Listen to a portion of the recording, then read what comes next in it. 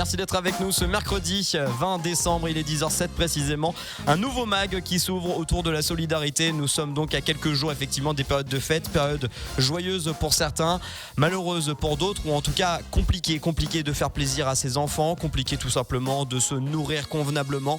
On sait que c'est toujours un moment où on a du mal à joindre les deux bouts, déjà parce qu'on a envie de faire des cadeaux à ses enfants et parfois on se met un petit peu dans le rouge.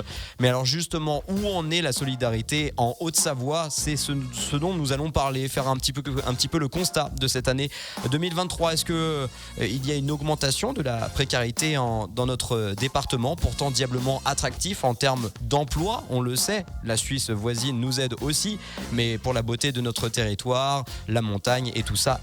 Qu'attendons-nous de 2024? Quelles sont les actions mises en œuvre? Justement, nous allons être très bien accompagnés pour ce mag Radio Mont Blanc autour de la solidarité et de ces périodes de fête. Nous allons commencer, honneur aux dames tout simplement. Le Secours populaire représenté aujourd'hui par sa secrétaire générale, Marie-Josée Pannevière. Bonjour Marie-Josée. Bonjour. Merci d'être avec nous. À vos côtés, vous êtes très bien entourés. Je sais que vous vous connaissez tous très bien, donc ça va être une très chouette table ronde et émission. La Croix-Rouge 74 avec son président, le président de la délégation territoriale de la Croix-Rouge, Philippe Der. Bonjour. Merci d'être avec nous et puis nous le connaissons assez bien sur Radio Mont Blanc car nous l'avons reçu il y a encore quelques semaines de cela, Joël Possiche, le président des Restos du Cœur 74. Bonjour Joël. Bonjour à tous. Pour beaucoup de gens, vous représentez donc et bien sûr à juste titre trois des plus grosses associations caritatives de solidarité françaises. Mais c'est vrai que en dehors de savoir que vous aidez les gens, que vous donnez de votre personne, que vous avez besoin de dons et d'engager alors on peut pas appeler ça des candidats, mais vous avez besoin de personnes pour être sur le terrain. En dehors de ça, quel est votre champ d'action, histoire juste qu'on comprenne un petit peu la différence? Je vais commencer avec la Croix-Rouge parce que je sais que la Croix-Rouge a été beaucoup mise en avant avec les conflits internationaux, avec la problématique de l'eau par exemple du côté de Mayotte, où vous étiez justement Philippe Der il n'y a pas si longtemps. Oui, effectivement, la Croix-Rouge a quasiment 160 ans d'existence et on décline au niveau de la France et de la Haute-Savoie une présence active sur actuellement 6 unités locales et nous sommes au quotidien à côté des personnes en difficulté, que ce soit lors de manifestations sportives avec des postes de secours, mais également au quotidien sur les actions de solidarité comme ce qui va nous être développé aujourd'hui. D'accord, donc il y a tout le volet de solidarité, d'aide à la précarité, etc. en France, mais il y a aussi tout le volet de secourisme et d'urgence humanitaire à travers le monde au final. Effectivement, par exemple cette année au mois de novembre, nous avons des équipes qui sont intervenues dans le cadre des inondations sur Régnier. On a mis en œuvre une structure d'hébergement d'urgence durant la nuit pour aider les personnes qui ont été évacuées de leur domicile. Ça, c'est un exemple concret de ces dernières semaines. Vous avez combien de bénévoles comptez-vous à la Croix-Rouge dans notre département du 74 ? Alors, actuellement, on est à peu près à 880 bénévoles. Il faut savoir que l'année dernière, on avait recensé 750 bénévoles. Ça veut dire qu'on a un potentiel en termes de recrutement de bénévoles relativement important. Mais je n'oublie pas non plus nos salariés, puisqu'on a quand même, sur la Haute-Savoie, quasiment 220 salariés sur nos différents pôles d'établissement, puisqu'on a des activités professionnelles. Oui, et on parlera justement d'une grosse échéance qui va mobiliser beaucoup de monde du côté de chez vous, et je ne le savais pas, je l'ai découvert à vos côtés en préparant cette émission. Ce seront les Jeux Olympiques de 2024 et qui vont peut-être créer un manque du côté des engagés de la Croix-Rouge sur le territoire.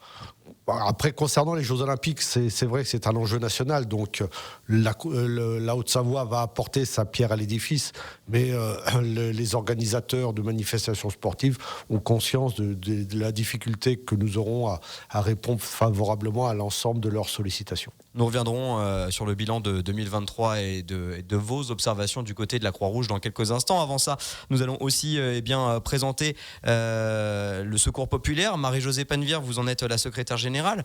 Vous n'avez pas à rougir. Bon, vous avez la moitié de moins que la Croix-Rouge. 160 ans pour la Croix-Rouge. Vous allez fêter vos 80 ans. Vous avez cette chose en commune aussi avec la Croix-Rouge, c'est que vous avez beaucoup d'actions aussi à l'international, je crois, Marie-Josée. Oui, alors on se définit, nous. Alors les 80 ans, c'est pour l'association nationale. En Haute-Savoie, nous nous limiterons à 52 ou 3 ans pour le moment. C'est déjà ça. Oui, on se définit comme une association généraliste et accueillant tout le monde. Notre slogan, d'ailleurs, le résume très bien, puisque c'est « tout ce qui est humain est nôtre ». Donc on va toucher à tous les aspects de la précarité, et ils sont très nombreux, avec un but ultime qui est d'arriver à l'émancipation des personnes que nous recevons.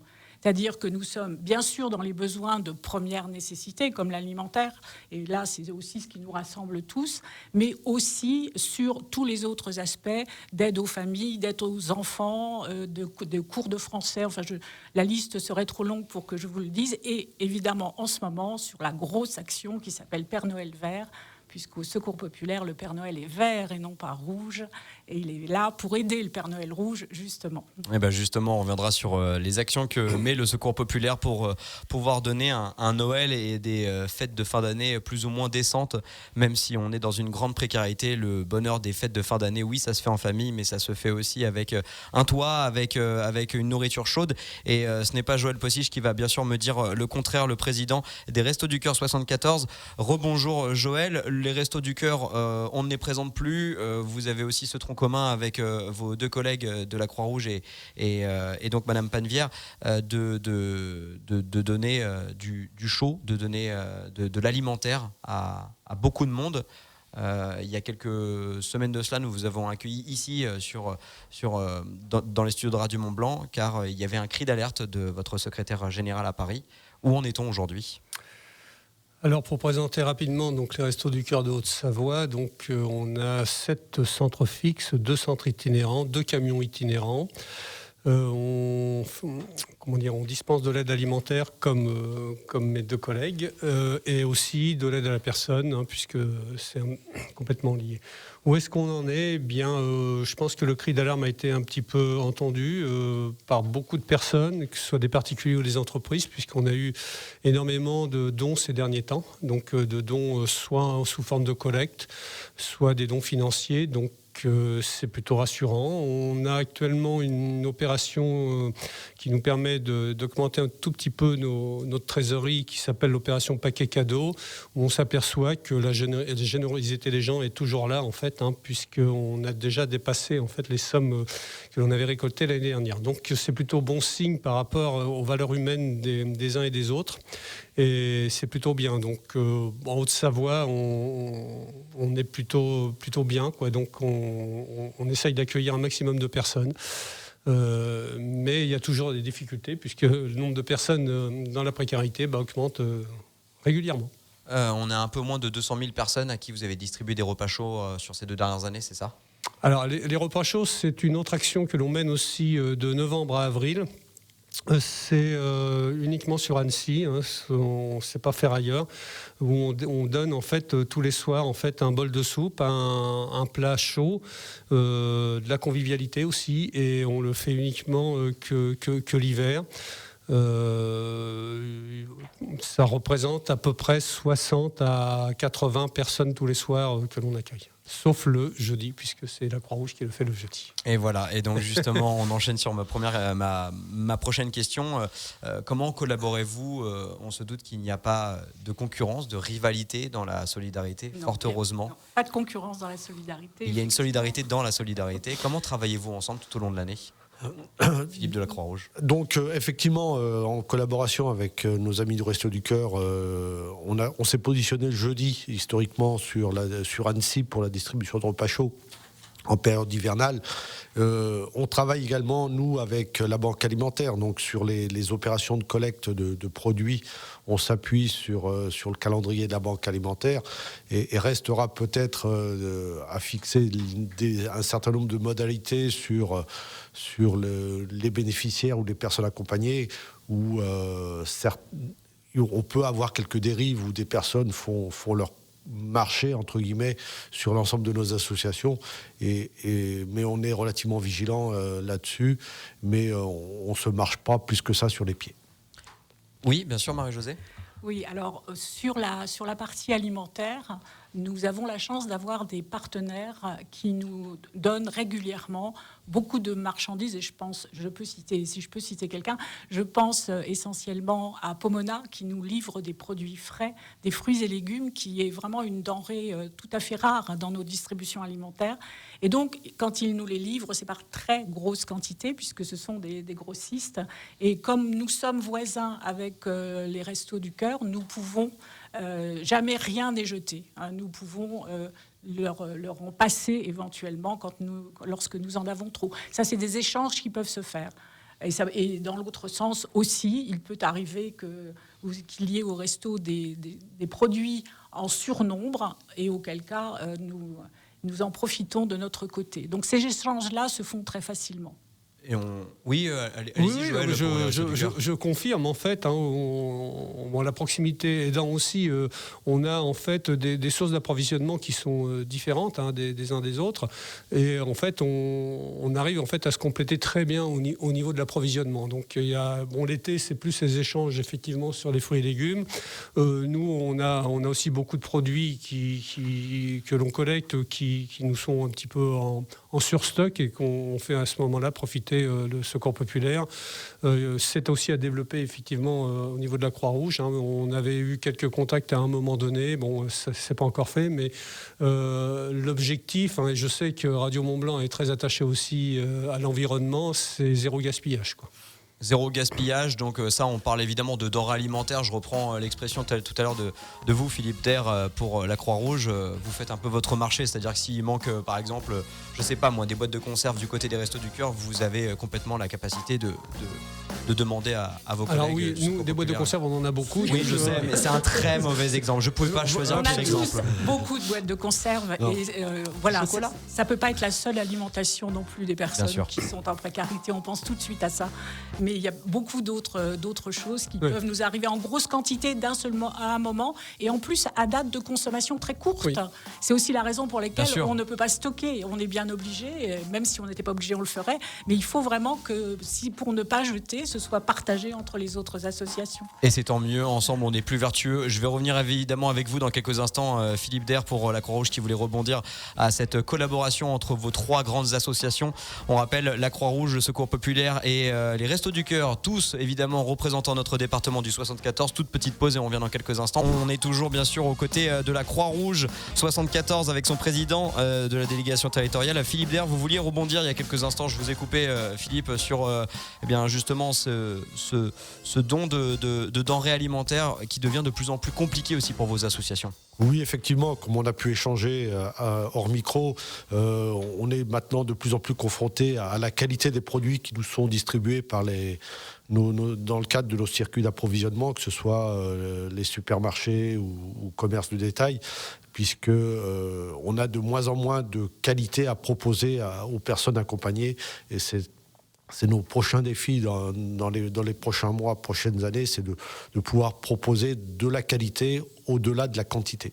Un avis complètement partagé par vos consorts et confrères des Restos du Cœur et du Secours populaire. Vous voyez, et vous avez tous parlé d'une loi alors qui a l'air d'être extrêmement connue dans votre milieu, que moi je ne connais pas. Vous pouvez la rappeler ? C'est la loi Egalim qui demande à l'ensemble de la grande distribution de limiter ces déchets, en fait. C'est de limiter les produits non consommés. D'accord, donc en fait il y a de plus en plus de personnes déjà qui sont à la limite de la précarité et qui voient un poulet à moins 50% parce que la date de péremption elle est dans un jour. Du coup nécessairement ça vous fait moins de dons en fait, parce que vous trouvez maintenant dans les supermarchés, quand vous faites vos courses, vous avez dû le voir, un rayon spécifique dans lequel on trouve effectivement tous les produits à date qui sont à moins 50, pas toujours, parfois moins 30, parfois moins 20. Donc, et bien sûr, pour les gens qui sont en difficulté, ces produits-là, c'est ce qu'ils nous donnaient au préalable et que nous n'avons plus. Particulièrement en viande. La viande, c'est quelque chose qu'on n'a plus. C'est du frais, quoi. Oui, c'est du frais, c'est de la viande, c'est des produits qu'on n'a plus. Ce qu'il faut comprendre aussi, c'est que nous avons les mêmes normes d'hygiène alimentaire que n'importe quel commerce. Ça veut dire qu'on n'a pas du tout le droit de dépasser les dates limites telles qu'elles sont prévues par la loi. Alors que techniquement, on sait tous qu'un yaourt peut aller bien au-delà de sa date de péremption, mais pour autant, vous ne pouvez pas vous outrepasser sous couvert de la solidarité. Il y a deux types de dates. Pour le yaourt et pour la viande, tout ça, c'est pas exactement la même chose. Il y a la date limite de consommation, DLC. Donc consommation, vous ne consommez pas après. D'accord. Et il y a la préférence à consommer de préférence avant. À consommer de préférence avant ça veut dire que c'est à cette date-là que le produit est gustativement le meilleur, mais ça ne veut pas dire qu'après il est périmé. Il ne vous rendra pas malade ensuite. Voilà. Donc Marie-Josée du Secours Populaire vous donne même des conseils et des petites nuances comme ça entre cette fameuse date limite de consommation et préférence. Oui, ce sont des nuances importantes parce que les gens qui viennent chez nous, évidemment, c'est un jargon, ils ne connaissent pas forcément et ils peuvent avoir le sentiment que si on leur donne un paquet de gâteaux dont la date de limite de consommation... c'est pas une date limite de consommation. C'est la DDM. La date optimum est dépassée. Elle n'était qu'optimum, quoi. On peut continuer à la consommer. Bien sûr. Ce qui est d'autant plus compliqué, en fait, c'est que l'affichage sur ces produits est un petit peu difficile. Oui. On voit très souvent la date, mais la date ne suffit pas. Il faut aller chercher une autre information qui est à consommer jusqu'au ou à consommer de préférence. Et là, il faut aller la chercher. Souvent, c'est écrit un tout petit. Il faut bientôt la loupe pour aller le voir. Et je suppose que les industriels font ça pour vendre. Mais c'est très compliqué pour les gens que l'on accueille de comprendre cela. Même pour nos bénévoles, d'ailleurs. C'est très compliqué. Oui, c'est... Et pourtant, ça fait quand même une sacrée différence en termes de volumétrie. Oui, parce qu'une DDM, une date de durabilité minimum. Oui, c'est changé, effectivement. On peut consommer du produit, ça dépend quel type de produit, de 2 ans jusqu'à 1 an, voire plus, après. Une boîte de conserve, par exemple, vous la consommez sans problème 1 an après. Donc c'est compliqué pour notre logistique, en fait, la logistique générale, puisque, effectivement, lorsqu'on reçoit des produits des magasins, il faut tout contrôler, puisqu'il faut livrer dans nos centres de distribution des produits qui sont évidemment distribuables. Et je rebondis sur ce que disait Philippe aussi. On essaye aussi de donner de la qualité aux personnes accueillies. De la qualité. Donc le développement des circuits courts, tout ça va nous amener certainement de la qualité. C'est compliqué à mettre en œuvre. Mais moins de volume, encore une fois. C'est moins de volume, donc c'est plus de démarches à faire, mais ça va être aussi notre objectif d'essayer de travailler avec les circuits courts et les acteurs locaux. C'est pas parce que effectivement on va du côté des banques alimentaires qu'on est obligé de consommer des produits de mauvaise qualité. Mini pause et on revient, promis. Je parlais il y a quelques instants de ces 9 millions de Français vivant sous le seuil de pauvreté, à peu près la même échelle à notre département. 9,2% des Hauts-Savoyards vivent sous le seuil de pauvreté. Pourtant on se dit que c'est un département riche, attractif, et pourtant beaucoup de monde effectivement fait appel à ces associations. Alors là, on a beaucoup parlé d'alimentaire, mais bien sûr, on ne s'arrête pas qu'à ça. On parle aussi de services, par exemple. Je sais que chacun d'entre vous proposez, par exemple, des dentistes, des coiffeurs qui viennent de manière récurrente dans vos centres pour proposer et pour garder une certaine dignité pour les personnes les plus défavorisées. Il y en a bien à qui ça arrive. Oui, c'est du côté de la Croix-Rouge. En fait, j'ai préparé l'émission en vous appelant et c'est vrai que des fois je sais plus trop qui est qui.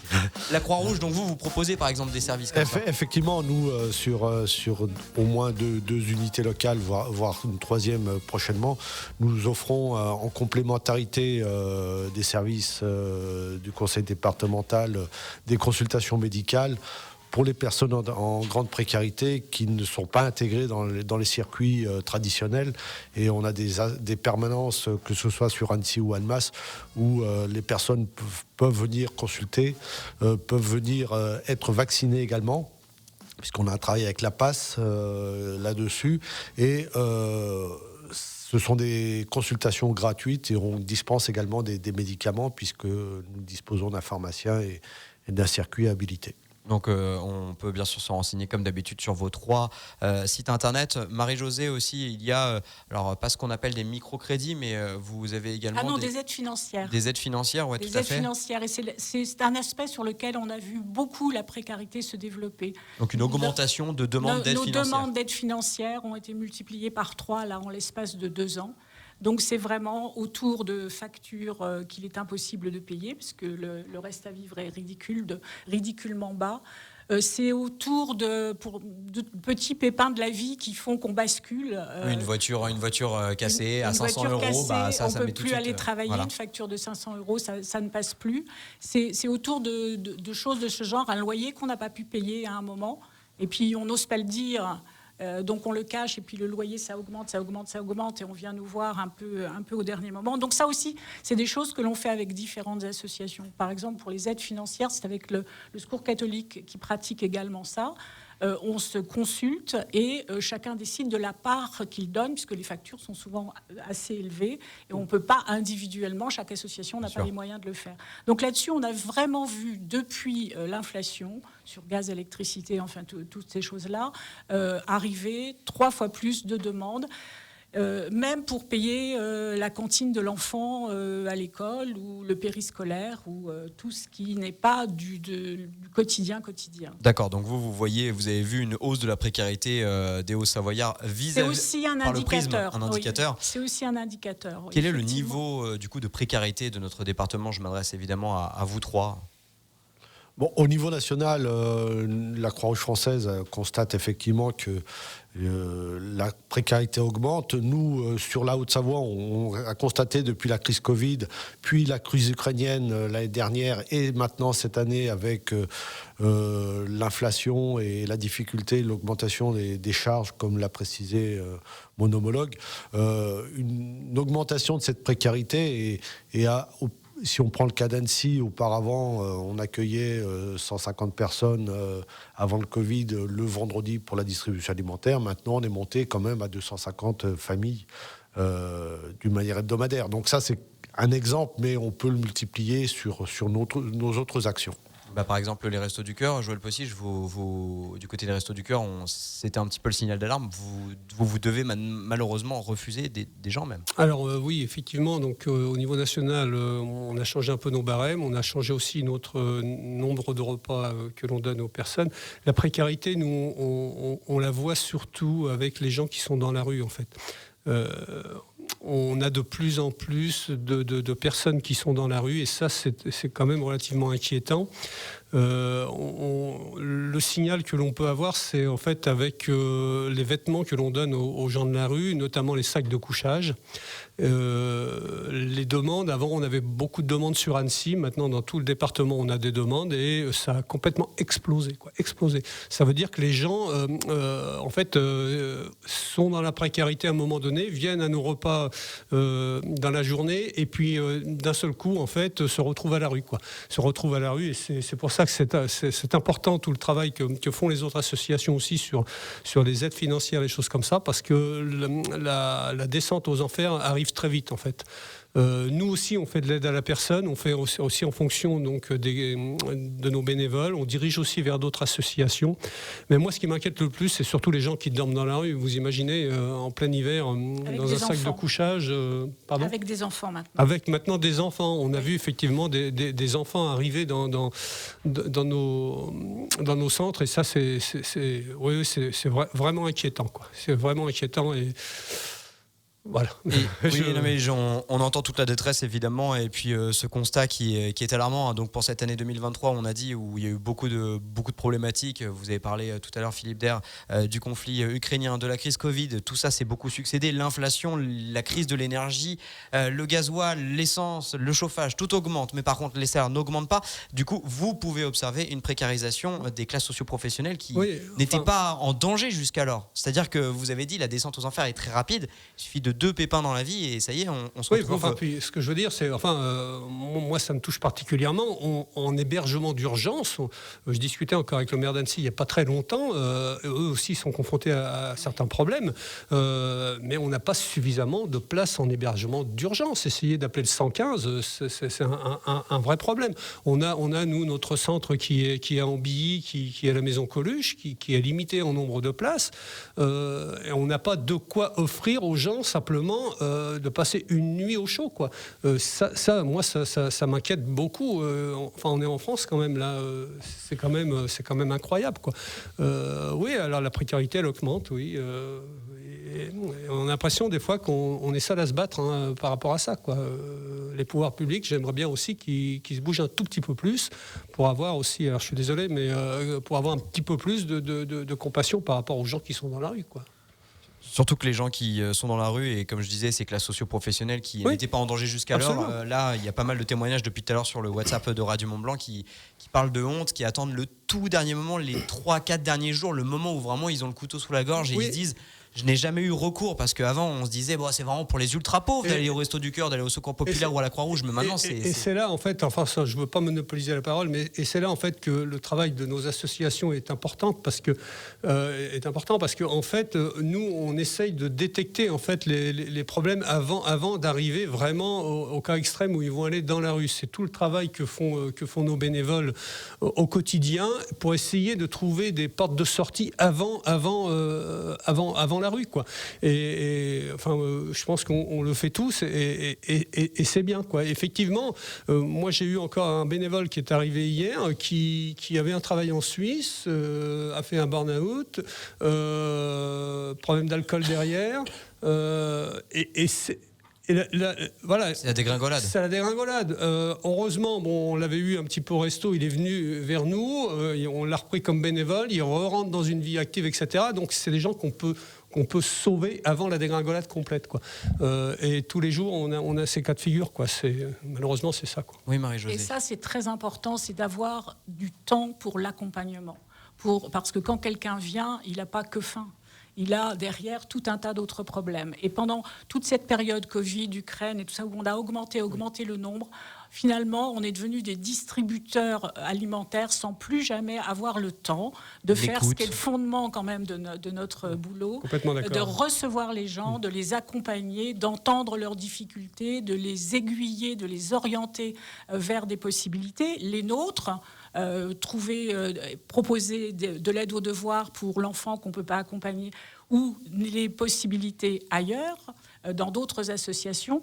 Mais vraiment, on a été tellement débordés. Et ça, il faut vraiment qu'on y fasse attention maintenant parce qu'on a été tellement débordés par l'alimentaire qu'on s'est perdu un peu on est devenus des distributeurs presque automatiques, n'ayant plus du tout le temps de nous intéresser aux problèmes de fond de toutes les personnes que nous recevons. Donc en dehors même d'une augmentation de demande et donc de précarité sur cette année 2023, il y a aussi une érosion au final du service et du sens de pourquoi vous le faites au final. Et même ça met en danger. Bon là j'ai entendu que le cœur parlait et c'est très touchant, hein, bien sûr, Joël Possiche. C'est avec vous, je crois, Marie-Josée, que j'en parlais. De l'engagement, de voir ce que l'on fait, ce qui est déjà énorme, parce qu'il y a plein de gens qui ne le font pas, mais de se sentir des fois désarmé face au temps de misère. Enfin, là, c'est clairement ce que je perçois chez vous. Oui, moi je suis complètement d'accord avec ce que vient de dire Marie-Jo. Hein. C'est important. Nous, notre slogan, c'est en fait, on fait une distribution accompagnée. Accompagner, accompagner. Pourquoi on l'a fait accompagner ? C'est aussi au choix, pour donner aux gens l'impression qu'ils ont encore le choix de quelque chose, et accompagner pour essayer de détecter le problème. Et l'accompagnement se fait à partir du moment où la personne entre dans notre local, au moment où elle est accueillie, au moment où on fait de la distribution alimentaire, et jusqu'à la sortie. Ça veut dire que peut-être qu'à la sortie, la personne va se confier à nous, et on va trouver, nous, des solutions. Alors, on n'a pas forcément des solutions en interne. interne, mais on a un réseau suffisamment important pour savoir vers qui diriger cette personne. Et ça c'est effectivement, et avec effectivement ce que a dit Marie-Jo, on avait perdu un petit peu tout cela. Donc nous, on a refait en fait une formation de tous nos bénévoles pour vraiment axer en fait sur l'aide à la personne, comment on peut essayer de sortir les gens de leur misère. Voilà, on n'a pas de solution miracle, évidemment, mais on essaye en tout cas.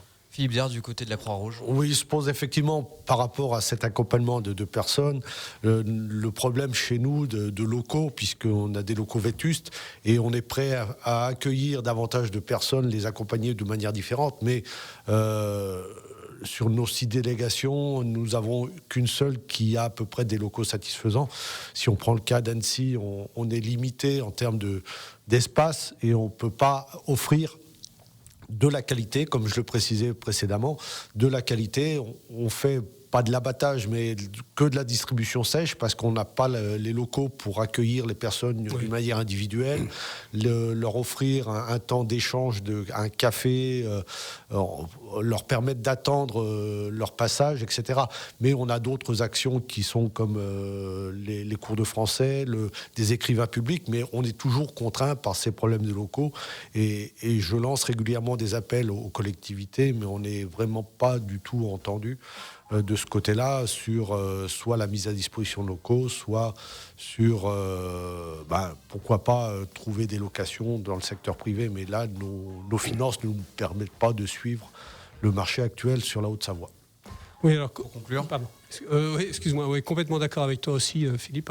Les problèmes de locaux, c'est important.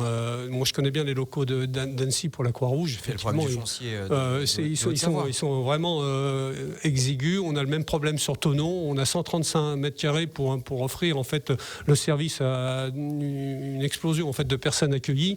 Et on est confronté effectivement à ce problème de local où on peut pas effectivement accueillir. Alors, en plus de l'accueil des personnes qui n'est pas conforme à ce que nous on souhaiterait, on a aussi nos bénévoles. Tout l'hiver, on ne chauffe pas, par exemple, à Thonon. Ça veut dire qu'ils travaillent dans le froid tout l'hiver. Donc c'est pas digne pour nos bénévoles et nos personnes accueillies. Mais de toute façon, ne vous inquiétez pas, on aura le temps de conclure. On a encore 10 grosses minutes et je vous redonnerai bien sûr la parole, Marie-Josée du Secours Populaire. On a entendu qu'en dehors même de la précarité, on a entendu que même en dehors de la précarité alimentaire, il y a une précarité sociale et un accompagnement qui s'est désagrégé, mais du fait du nombre. Nous allons continuer d'en parler jusqu'à 11h dans ce MAG Radio Mont-Blanc. A tout de suite. On parle de vous, on parle évidemment de cette solidarité à l'occasion des fêtes. Nous sommes en bonne compagnie aujourd'hui avec 3 des plus grosses associations françaises. Bien sûr, le Secours Populaire avec Marie-Josée, Philippe qui est avec nous, lui pour la Croix-Rouge, et puis Joël pour les Restos du Cœur. Le constat est là, 2023 a été une année rude effectivement, l'augmentation de la précarité, on l'a dit, alimentaire, besoin de services, mais la nécessité aussi de locaux, ça on l'a très bien entendu, et surtout bien aujourd'hui une masse, une répétition qui fait qu'on se noie notamment dans l'accompagnement de ces personnes qui sont en difficulté. Elles sont en difficulté financière, sociale, et donc on ne peut pas forcément prendre le temps. Vous avez affirmé il y a quelques instants, Joël, que vous avez formé vos bénévoles justement. On rappelle que tous les 3 justement vous êtes bénévoles. Vous avez, sachez-le, je sais que vous n'avez pas besoin de ça, mais vous avez énormément de messages de soutien sur le WhatsApp Radio Mont-Blanc pour féliciter votre engagement, et bien sûr ça fait chaud au cœur de voir que des gens donnent énormément de leur temps, et c'est tout le débat, donner de son temps pour aller aider les autres. Là pendant cette hors micro, vous m'avez parlé de différentes d'autres précarités, parce que là on a beaucoup parlé d'alimentaire parce que souvent c'est le raccourci que les gens font, mais il y a la précarité informatique dont vous me parliez, Marie-Josée. Oui, l'accès au numérique. Toutes les démarches administratives se font dorénavant de cette manière-là. Oui, sur Internet. Il n'y a plus un seul guichet, il n'y a plus personne qui réponde au téléphone. Donc, des personnes qui ne sont pas équipées, éventuellement, ça, on a fait des campagnes au cours desquelles on a pu remettre des ordinateurs à un certain nombre de personnes. Une fois équipé, il faut avoir un accès, ça coûte cher, d'avoir un accès dans la durée. Et puis après, il faut apprendre à s'en servir. Donc, pour ces 3 raisons-là, il y a beaucoup de personnes qui n'accèdent pas à leurs droits et qui finissent par y renoncer. Donc c'est notre rôle aussi de les accompagner de cette manière-là, de leur apprendre, de les aider, de les suivre dans leur démarche administrative, de les envoyer éventuellement vers des services de l'État tels que France Service, mais qui va les aider une fois, de les voir ensuite pour nous assurer qu'ils ont bien compris, bien fait ce qui leur a été demandé, et que surtout, dans la durée, ils vont savoir tous les mois aller sur Pôle emploi et travailler sur leur dossier. Enfin, tout ça, c'est une nouvelle précarité et les personnes renoncent par lassitude, par difficulté, à des choses auxquelles elles auraient droit et qui les aideraient considérablement dans leur pauvreté. Donc ça, c'est quelque chose qui se développe beaucoup et sur lequel on doit vraiment travailler. C'est comme une forme d'analphabétisme. Hein. Vous avez un outil que vous ne savez pas utiliser. On vous demande des choses que vous ne savez pas faire. Oui, il y a une transition au numérique qui a été assez folle et assez rapide. Et, un peu brutale. Et ceux qui ne l'ont pas pris sont restés malheureusement au bord de la route. Et on rappelle une nouvelle fois que pour avoir un ordinateur, pour avoir un smartphone, il faut l'électricité, il faut un chez-soi, il faut pouvoir payer ses factures. Et tout ça, évidemment, est dans un cercle vicieux. Vous, Joël, vous me parliez aussi de la précarité féminine, c'est ça ? Oui, tout à fait. Oui, on a lancé une action avec l'aide du département l'année dernière, donc sur les protections féminines. Cette année, on est plus sur de l'hygiène intime et on aimerait bien aussi développer aussi les moyens de contraception. Mais là, bon, il me faut des finances. J'ai pas suffisamment d'argent pour acheter des préservatifs. Voilà, donc je lance un appel. Si quelqu'un veut bien me donner des préservatifs, on est partant. Voilà, vous avez entendu l'appel officiel des Restos du Cœur 74. Voilà, donc parce qu'en fait, on s'aperçoit que ce soit pour les jeunes ou pour les personnes d'un certain âge aussi, hein, puisqu'on a aussi des problèmes aussi avec les personnes d'un certain âge où ils ont besoin en fait de ces produits qui coûtent énormément cher. Hein. Donc lorsqu'on n'a pas trop d'argent, et on se laisse un tout petit peu aller. Et la santé des gens nous intéresse en premier chef, hein, parce que s'il y a la santé, il y a tout le reste. Hein. Donc voilà, donc on travaille beaucoup là-dessus. Hein, donc voilà. Exact. Oui, donc effectivement, je ne peux que partager ces inquiétudes puisque ce sont des dossiers qui sont également suivis par la Croix-Rouge, que ce soit sur la précarité menstruelle, puisque nous avons des actions actuellement dans le pays du Mont-Blanc avec les lycées, sur la distribution, sur la précarité numérique. Nous avons également à notre niveau une conseillère numérique qui se déplace sur nos différentes structures. Donc c'est un constat général et je ne peux que souscrire effectivement aux différents appels à l'aide que lancent mes collègues.